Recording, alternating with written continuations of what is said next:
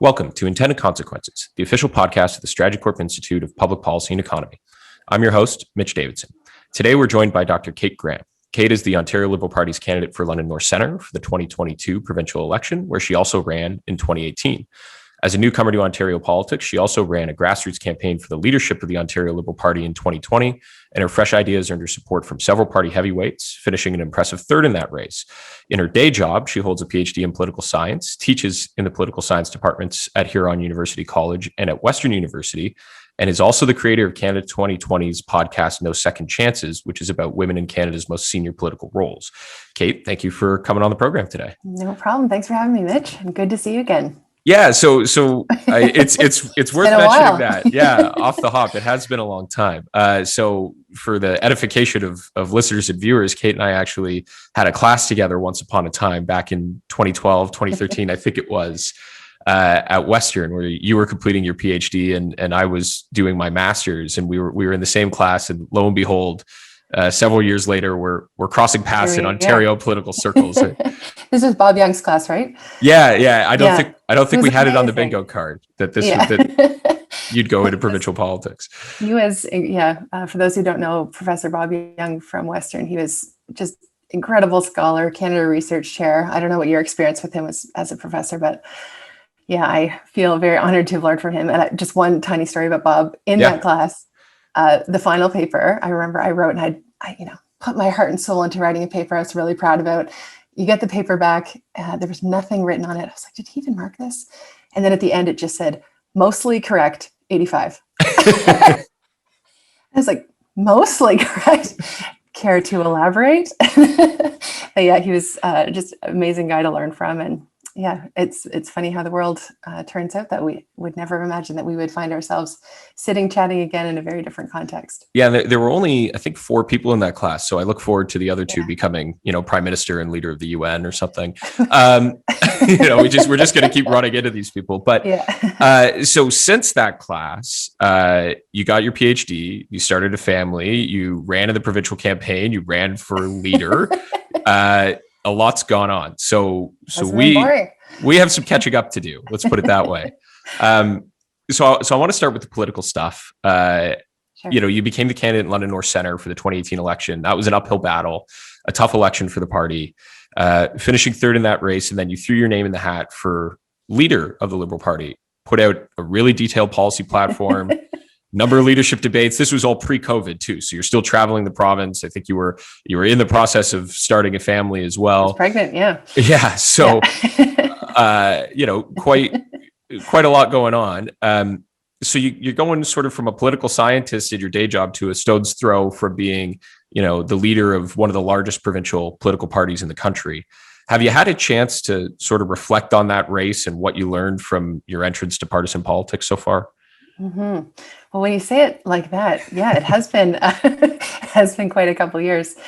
I've been doing lots of reflecting, as I think lots of people are, especially over the last few months. When life is disrupted in a big way, it sort of forces you into a position of thinking big about, who you are and what you care about, and what, coming into a new normal, even in terms of your own personal life, needs to look like. So to back up a bit, so I ran in the 2018 election. At the time, this is before I started teaching.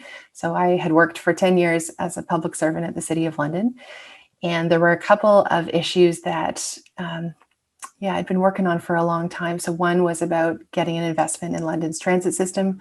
For me, it's a climate issue, it's an equity issue, long overdue. And then the second was about supports for mental health and addictions. Just way too many people, including in my own neighborhood in Oldies Village, who are struggling and were not getting the support that they need. And so I did something that a lot of people told me I was absolutely nuts to do at the time. I quit my job and announced that I was going to run.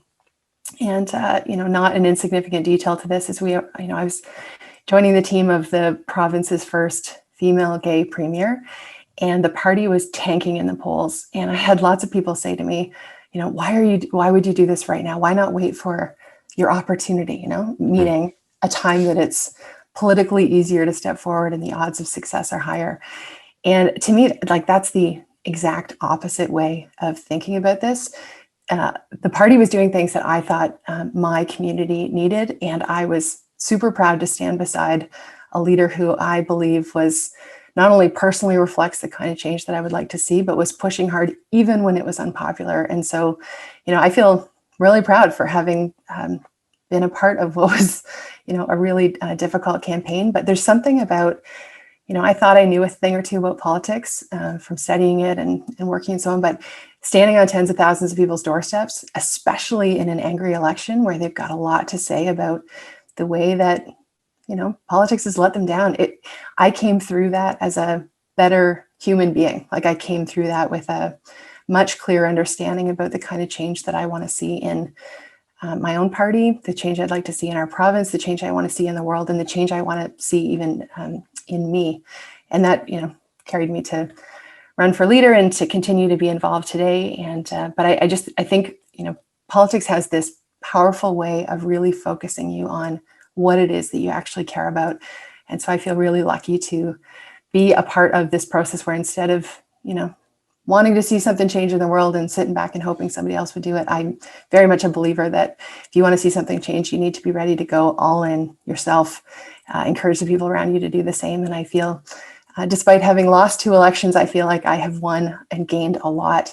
And so, I feel really thankful to have been able to be a part of all of these different iterations over the last couple of years. Yeah, it's a really good answer for a number of reasons. I mean, one, it's fairly introspective. It sounds like you've taken something from the process, which is always good to hear. But I remember as a staffer, the first election that I was involved in was the Sudbury by-election in 2015, and the PCs had no chance in this, right? Like, you put up a candidate and you hope, but I remember I had to write the press release both in case we won and in case we lost, and submitted it to the director of communications. And I think he replied in the email something like, "Congratulations, you're now officially in politics," right? Because you understand what it is to lose, and you have to go through that experience to appreciate perhaps what winning and becoming the MPP is like, but also to make sure that you're always in tune with the local constituency. But one of the things that it seems to me like you took out of that conversation and out of that experience was that it's not all about partisan politics per se. You seem to have built a bit of a brand, and I don't know if it's the political science background or if it's your upbringing or what, maybe you can enlighten us, but you've built a bit of a brand of sort of rising above that. So the podcast of No Second Chance is obviously highlighting women in senior political roles, no matter which political party they've been involved in. And I even pulled a line out of your leadership platform that I'll read here, where you had a cross-partisan health plan. So you seem to have a bit of a desire here to kind of rise above the partisanship level. Is that from personal experience, or do you think Ontario's political scene is perhaps a bit too partisan these days? What drives that?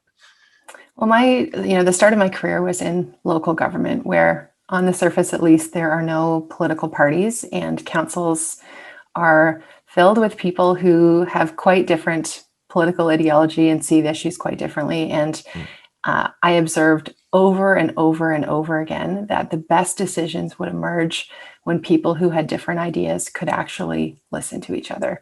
When there was an open dialogue between, people who were maybe on opposite sides of an issue or had very different underlying interests or assumptions, when they could quiet themselves and listen to the other side, almost every time it would result in an improved outcome.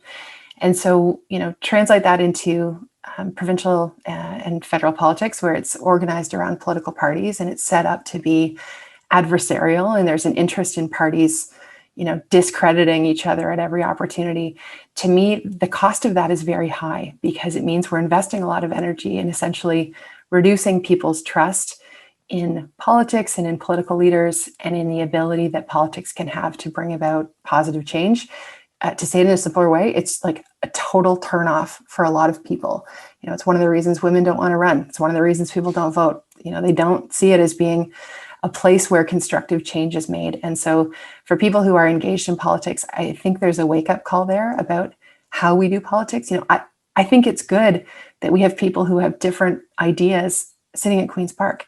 I think it would be horrible and a dictatorship if all the time you had the same sort of prevailing idea. We want a diversity of opinions. We want a diversity of perspectives, but we need to build the kind of a culture in politics where there's a healthy respect for your quote unquote opponent, and where, our democracy rests on having the full views of Ontarians reflected in our governing bodies. And so, yeah, I believe in political parties. I believe they're an important part of this process. I think it's an important vehicle for putting forward big ideas, and obviously a part of our system of government. But I do want to see a culture shift where, egos don't get so big that we can't sometimes acknowledge when someone else has a better idea or a better solution than we do, and where we can actually meaningfully listen to one another. And I actually think if we were to line up people from different parties, and do you want to see kids being healthier? Do you want to see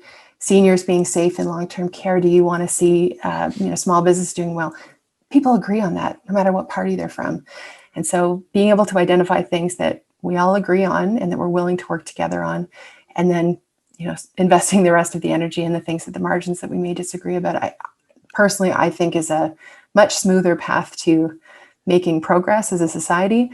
And we don't see enough of that in politics today, in my opinion. Yeah, it's interesting because the Ontario political spectrum, as you kind of mentioned, it isn't really that far apart from each other. Like, you think about you mentioned long-term care. I think in the 2018 campaign, it was like the Conservatives promised 30,000 beds in like 10 years. And then the NDP promised 40,000 in 10 years. And the Liberals had 30,000 in 5 years. But we were all talking, like, we were all saying we were going to build beds. We were all saying over similar time periods. But there was just a slight disagreement on maybe how to do it or the way in which it gets done. So the point about sort of building some cross-partisanship is interesting. We see that from time to time with committees, but probably not a lot in Ontario.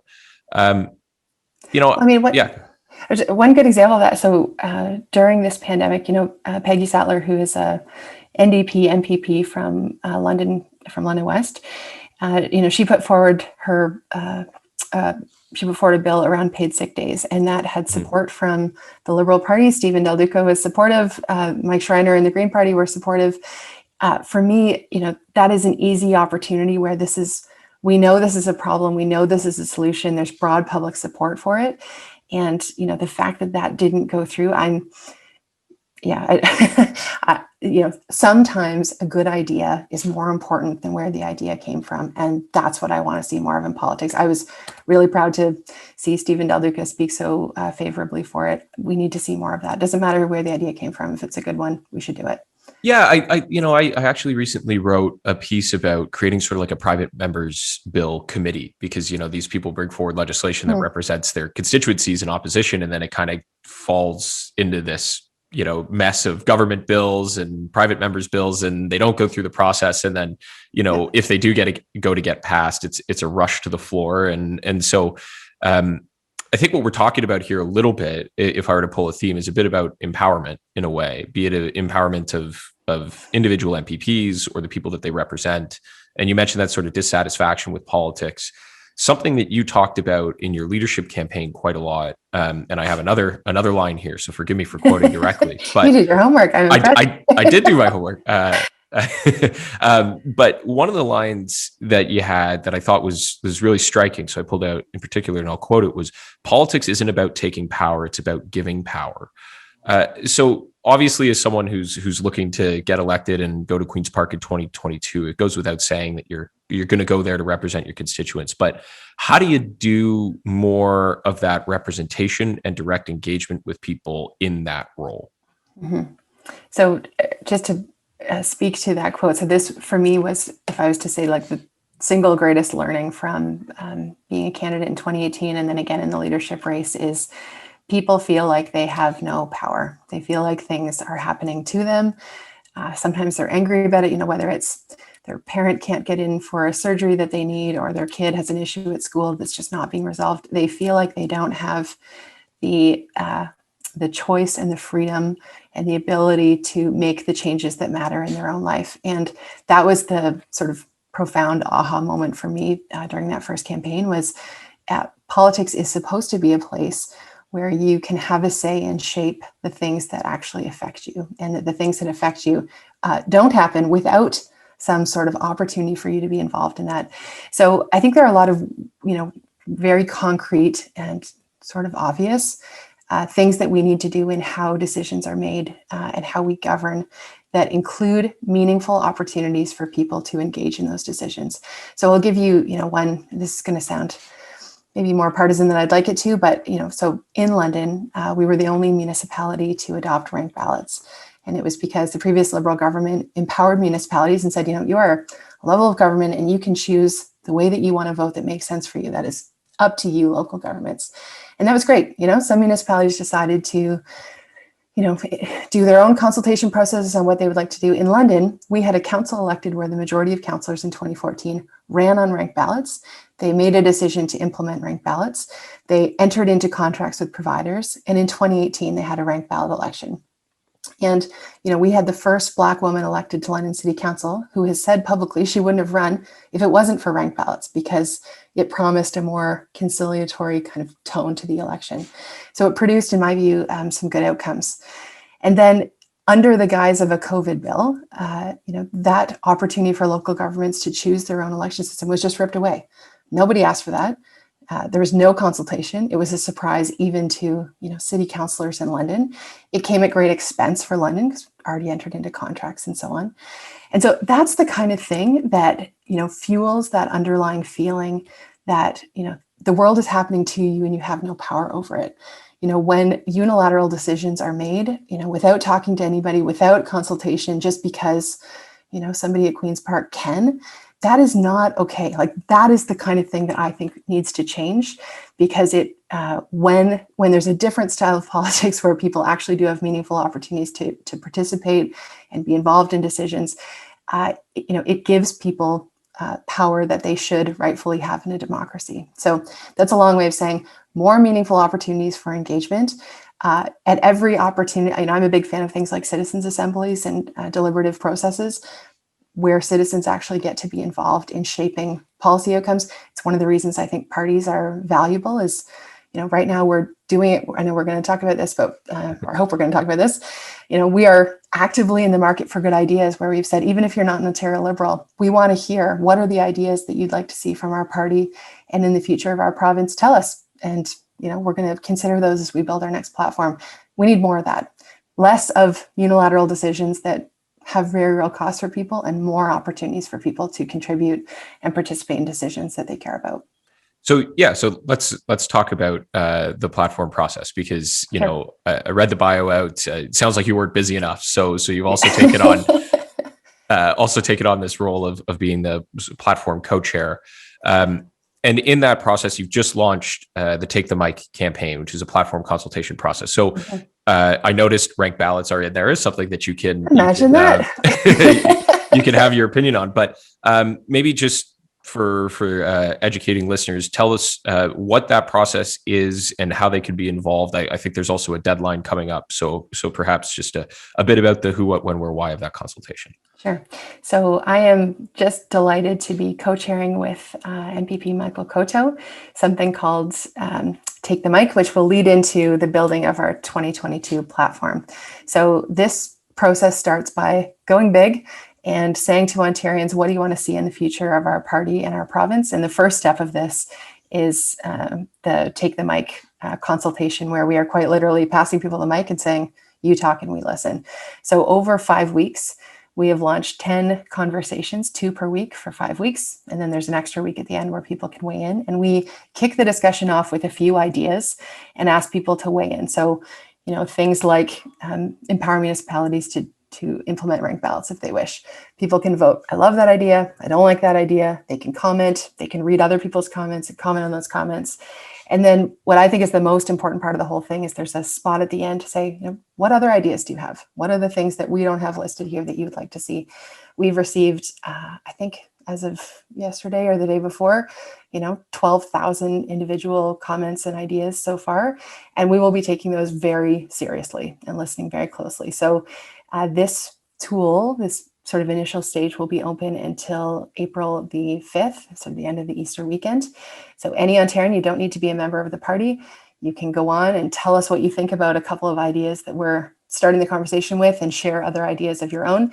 And that's the beginning of what will be several months of taking thousands of comments into priorities. We'll be checking back with people to make sure that we heard them correctly, and then all of that culminating in a platform before the next election. Right, because a lot of the initiatives in there, they sort of walk that line between specific. They still have real goals and initiatives attached, but they're also still sort of high level enough to give you some flexibilities to decide what type of childcare system or what type of way to empower people in choosing their elected officials and that sort of thing. So a bit of a question on that. Do you plan on releasing publicly the results of the consultation, or is it a process where, as you mentioned, you take that in and you go back with multiple steps towards the membership to gauge their interest level as you develop a bit more specificity around the ideas? Yeah, we will definitely be, speaking publicly and providing information, like down to, you can imagine even individual ridings are interested in knowing how people in their area voted and what issues are most important. So yeah, the purpose of this is to generate ideas and knowledge that we will be sharing and of course using internally to build our platform. But in terms of the comment about specificity, it is a fine line, and we struggled with, do we be so detailed and specific that people know exactly what the idea looks like, or does that feel sort of finished and done? And I think that discourages people from weighing in with ideas that may not be as formed. So we tried to focus on, what we want to do and why we think it's important, and less about the how, less about the details. That obviously will come later on in the process. But right now we are interested in, big ideas, even if all the details aren't figured out yet, but big ideas that will address things that people are facing right now. Right. And it's a really interesting process. So we launched something similar when we were consulting on the first platform. I think it was called forontario.ca, if I remember correctly. I don't believe it exists anymore, but who knows? But, one of the criticisms that we faced in doing that was you always left something out, right? Whether it's, a region of the province that didn't see itself, or a local project or that sort of thing. So how do you taking this for generalized direction and then you want to make it a bit more local as you go? Or how do you respond to people who might not see their priorities in the sort of 10 listed fields that are there right now? Yeah, this is definitely not a process where, we already have the end determined and we're just consulting because it feels and looks good along the way. We'll be like very attentively listening to what we hear as being the priorities. And there are definitely things that come up that are, really only affect one community. So I talked earlier about, transit in London. That's something that's really important to Londoners, but probably doesn't make sense to have it in a provincial wide platform. It would be more general about transit investment. So we will need to figure out what that right balance looks like. But for now, whenever this question comes up, I was speaking to a group in Northern Ontario the other day, and they were like, are our issues important enough? And like, of course, no matter how big or how small, we want to hear from you. And, it may be that it results in a couple of things. Maybe, we end with those few big priorities that matter for every Ontarian, but it also generates some really important, policy positions that will make a difference in specific communities. So right now we're casting the tent wide. Everything that comes in is welcomed and appreciated. It's interesting because I remember when we were launching ours, I spoke to somebody who had worked on Premier McGuinty's platform consultation, because I think he did something a little similar a number of years ago. And they said, we really didn't expect it, but one of the number one comments we got was repealing the pit bull ban, and it just kind of came through naturally. We didn't anticipate that at all. We thought this could be a consultation about, taxes or deficits or something, right?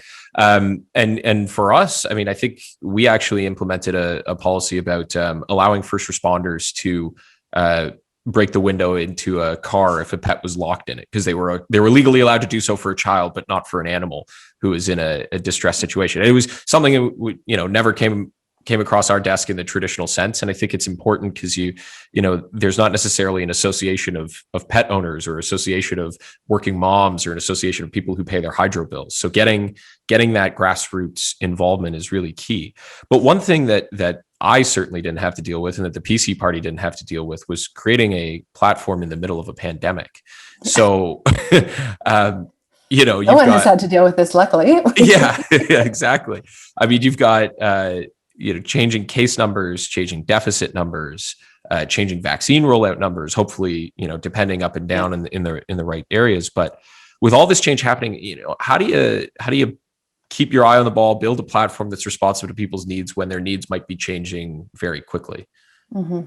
Yeah, well, it's, I think that is the question, actually, is that I think, this is just a personal opinion, but I think this pandemic is affecting all of us far more profoundly than we may even fully understand yet.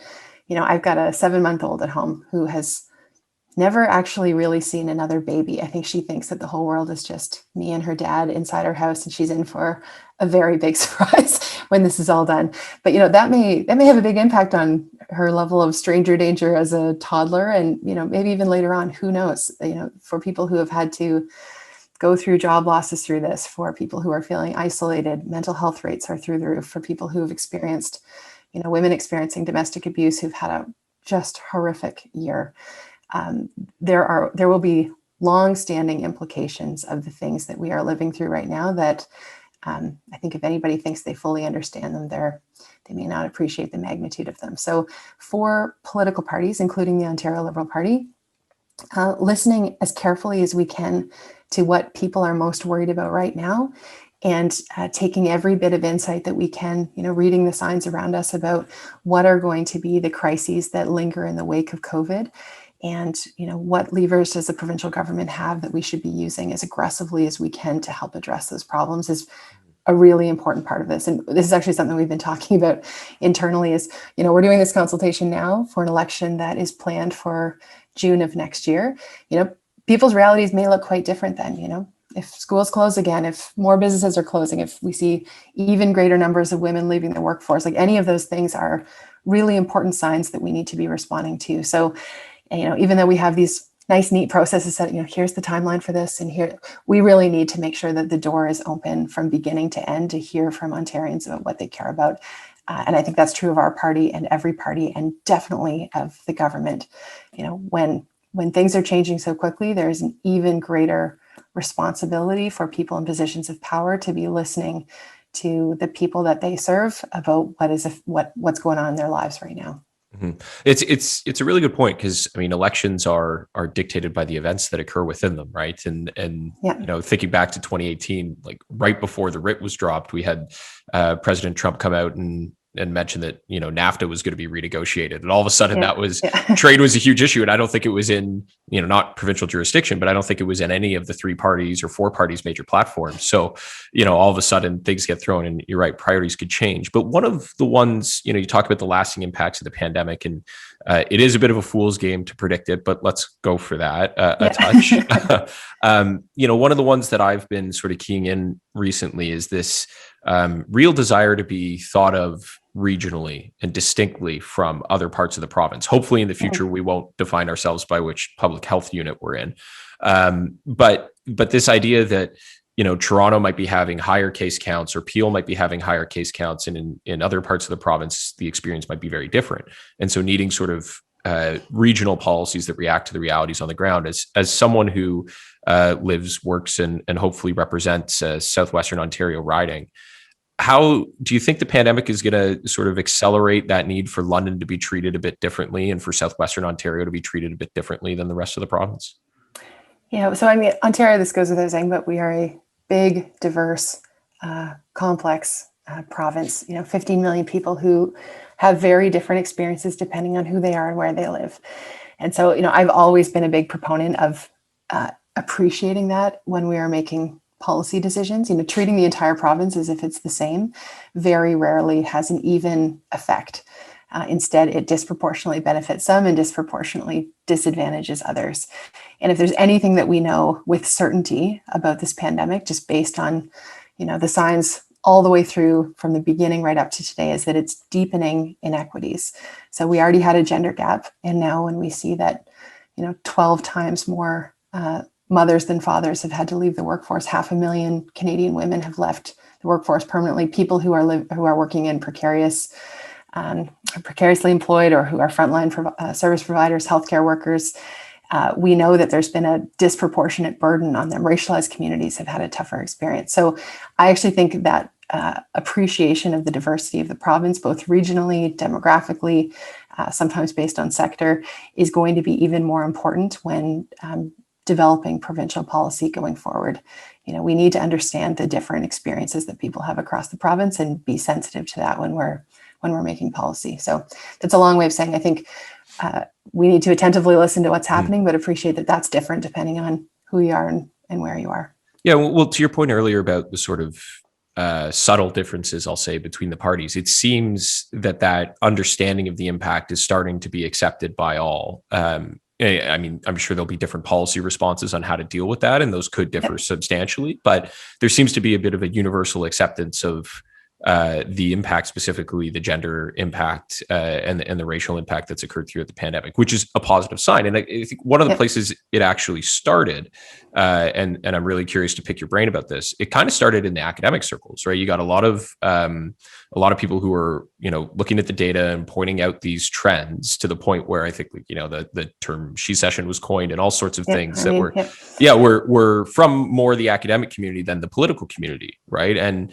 there's always been this sort of disconnect. If you ask politicos, staffers, and politicians, they kind of say, if you want good political advice, don't listen to a political scientist, right?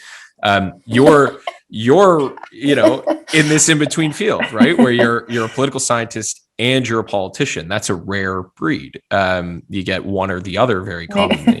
Maybe for good reason. I don't know. Yeah. So I mean, we get a lot of people. Turn off my interest in data.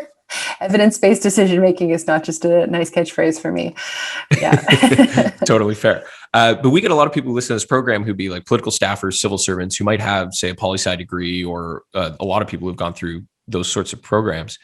Do you think there's a bit of a disconnect between the sort of academic field and what politics is like really on the ground? And can you bridge that a little bit, given your unique stepping in both fields at the same time? Well, I mean, for me, so as a political scientist, we're trained to kind of think at a systems level, right? And we're talking about the effects of the pandemic, and you can look at labor force data all you want and get a good sense of what's happening and seeing these gender gaps and, disparities by race or by region. And that's all important to understand. But a good politician, in my view, or a good politics is about people. So it's about not just saying, oh, look, we're seeing more women departing from the labor force. It's knowing the woman who put her life savings and heart and soul into starting up a coffee shop a year before the pandemic. And I'm speaking with somebody who is in my own neighborhood in London, and has had just a terrible year of having to either take on enormous amounts of debt or lay off staff, knowing the impact that layoff would have on their family, the personal stress that it's put her through as a small business owner.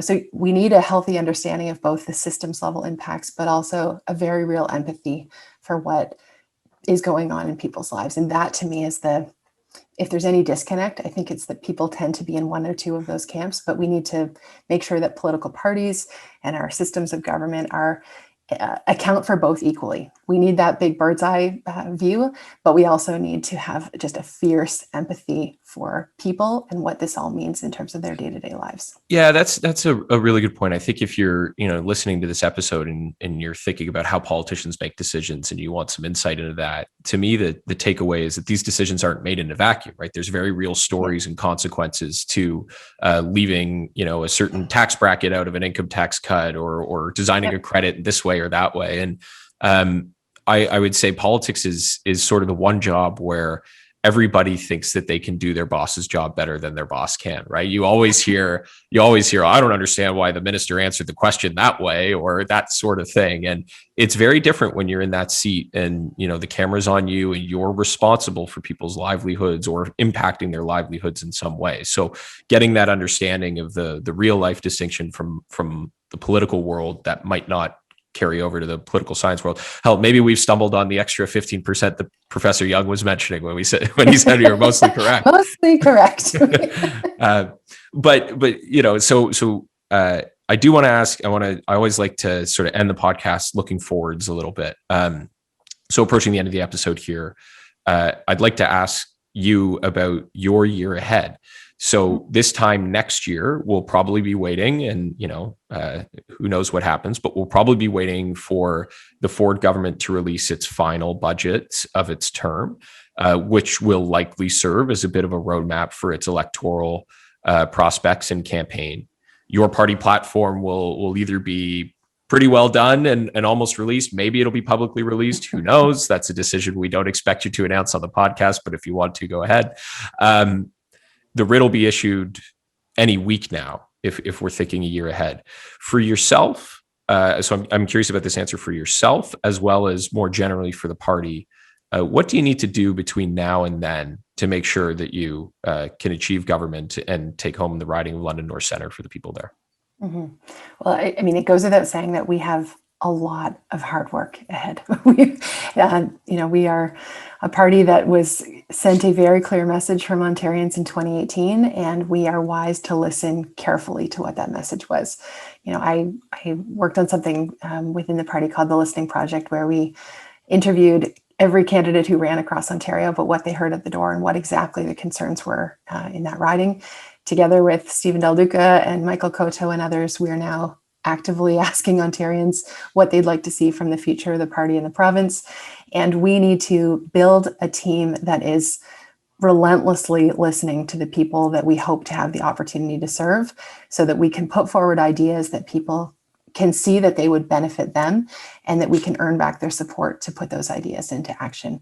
So we've got a lot of work to do, but I'm feeling very optimistic. I don't think most people are thinking about politics right now. Yeah. That'll probably be different in a year.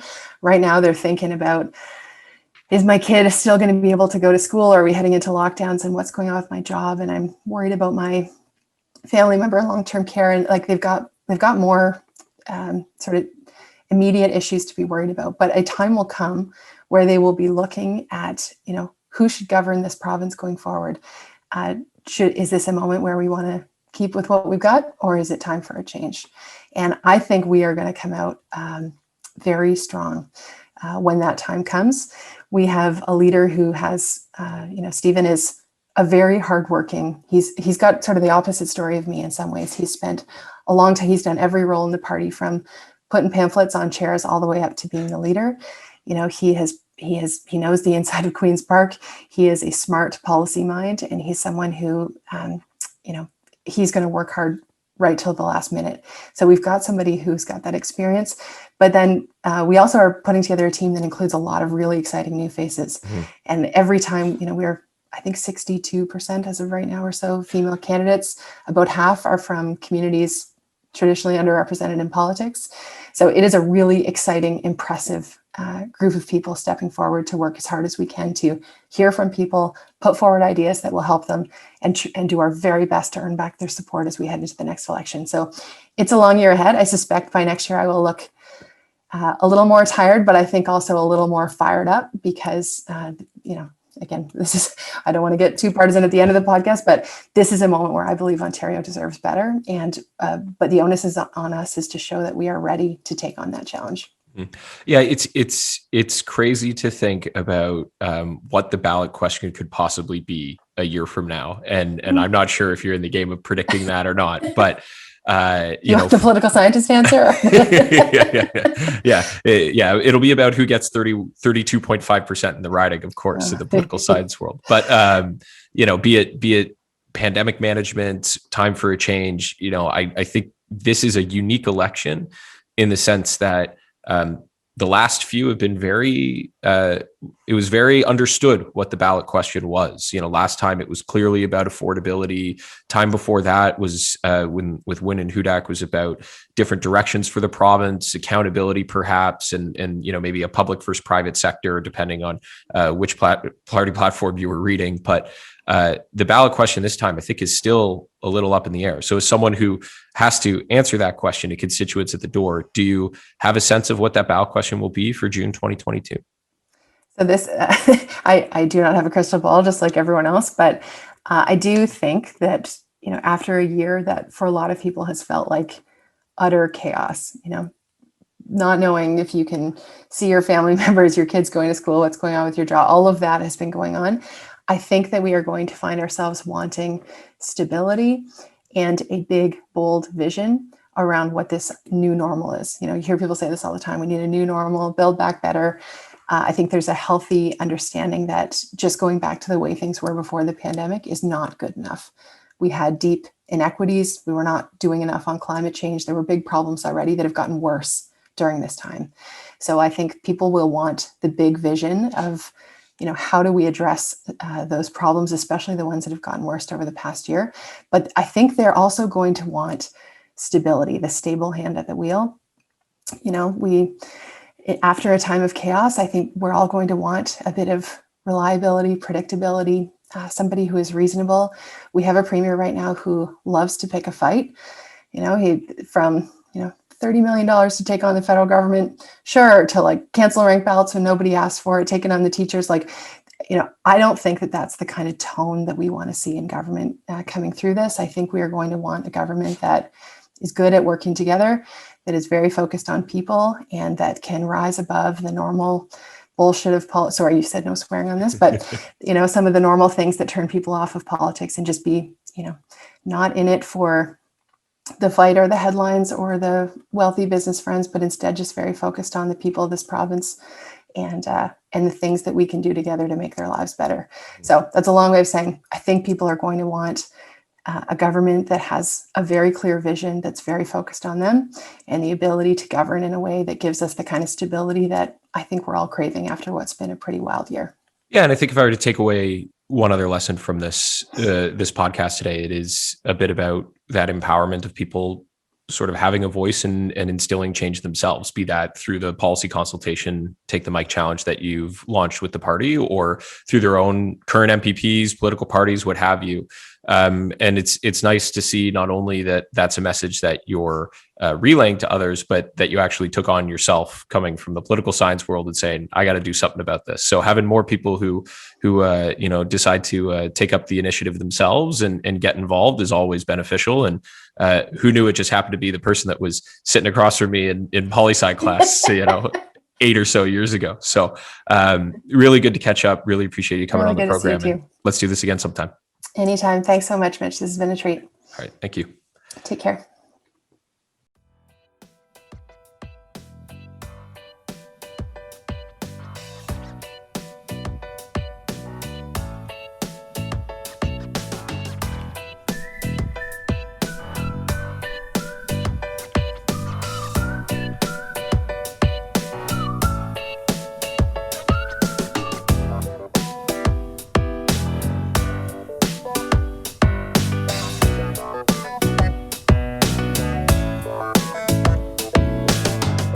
Thank you for listening to Intended Consequences, the official podcast of the Strategy Corps Institute of Public Policy and Economy, produced by Sarah Bordeaux and myself. Views expressed during this podcast are not necessarily the views of Strategy Corp. All rights to this episode are reserved, and guests on the podcast may be current or past clients of Strategy Corp. To find out more about the Institute and to subscribe to our written material, or to find past episodes of the podcast, please visit our website at www.strategycorp.com/institute. Until next time.